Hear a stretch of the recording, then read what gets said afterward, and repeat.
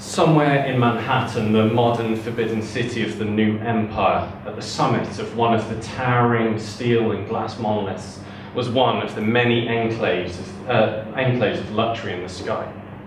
It served as a marble-crusted sanctuary of indulgence for the robber barons of the world. The penthouse was their answer to the castles the old lords had occupied.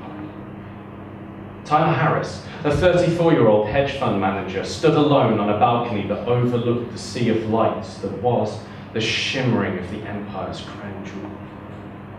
He was tall and very handsome man in the classical sense. His angular features were chiseled out of lightly tanned skin. His hair was neatly trimmed and gelled, and his sports coat was perfectly pressed and not one visible wrinkle.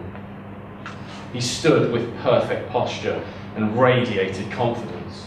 His rise in the rather Darwinian landscape of the financial sector had been nothing short of meteoric. He sipped his drink and leaned over the balcony's railing, and realized he was more than a little drunk. The early spring air felt a bit chiller at this altitude, but he didn't really mind. Ice clinked as he took another hearty gulp from his lowball glass filled with scotch.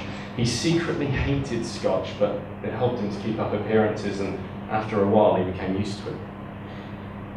The door sliding open behind him was accompanied by a sudden gust of wind that raced through the corridors of steel towers with a low howl. He turned and looked at the young man in the doorway. He had long chestnut hair and a full but neatly trimmed goatee. He wore an old beat-up sort of olive-coloured t-shirt and flannel pants. He was the magician hired for the party. He looked nothing like a magician or any kind of performer. But he was the best in the world. He sold out whole stadiums. His performances drew people in from every corner of the country, but for guys like Taylor and his colleagues, he made house calls. The magician smiled and Tyler gave him a nod. The magician lit a cigarette and stood against the railing next to Tyler. "Good show," Tyler said, taking another sip from his glass. "Thank you," the magician replied with a puff of smoke. That one where you turned everyone's drink into wine, holy shit!" Tyler exclaimed. "Or when you took that chainsaw to that woman and somehow put her back together again. I've seen the saw in the box trick, but you splattered her guts everywhere. How the fuck did you do that?" The magician grinned and took another drag. "Well, I guess I can tell you," he said. "Wait, I thought magicians never reveal their secrets," Tyler said smugly. "I think it'll be okay," the magician replied. Tyler leaned in with a mouth hanging open and a drunken smile.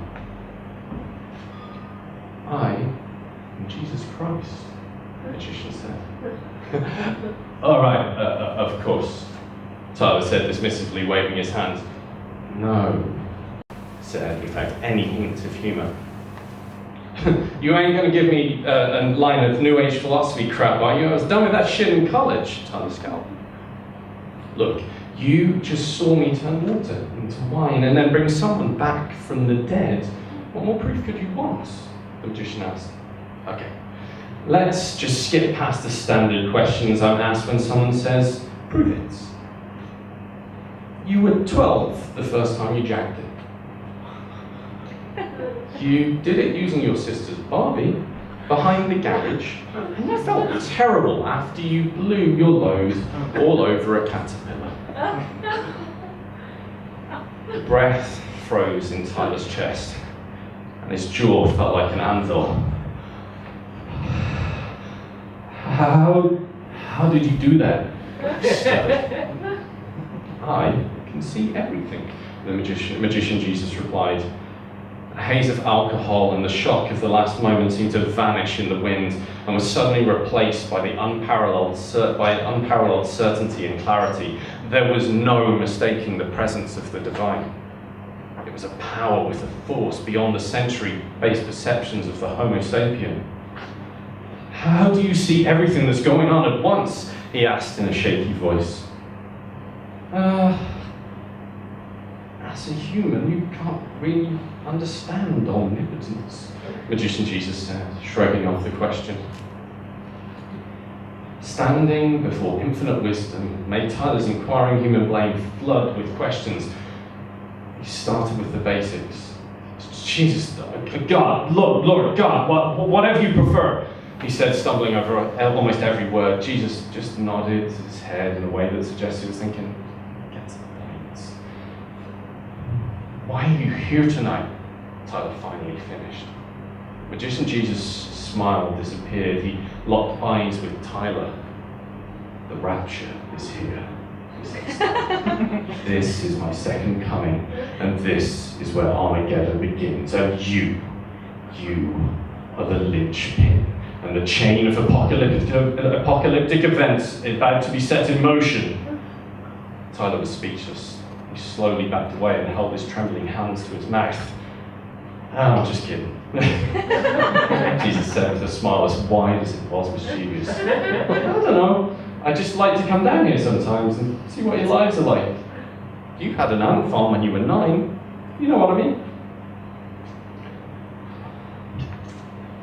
Why did you put us here? A wide-eyed and Star Trek Tyler asked. Again, God stuff. You wouldn't get it, Jesus said. Tyler's overwhelming reverence was slowly being replaced by slight annoyance. Forgive me for saying, Lord, but I always thought you would answer all my questions.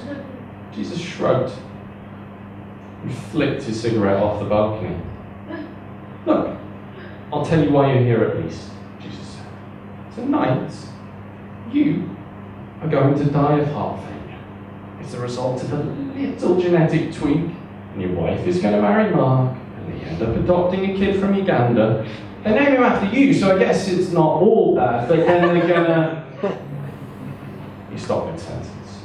You know, I guess this is really a big picture thing, a bit more macro than how you're used to thinking. Anyway, goodbye, Tyler. Jesus stepped back inside the penthouse and slid the glass door closed behind him. Just then, Tyler's heart began to splutter as it struggled to compete its final beats. The blood halted in his veins, and with a gasp, the dark shroud of death descended over Tyler's eyes forever.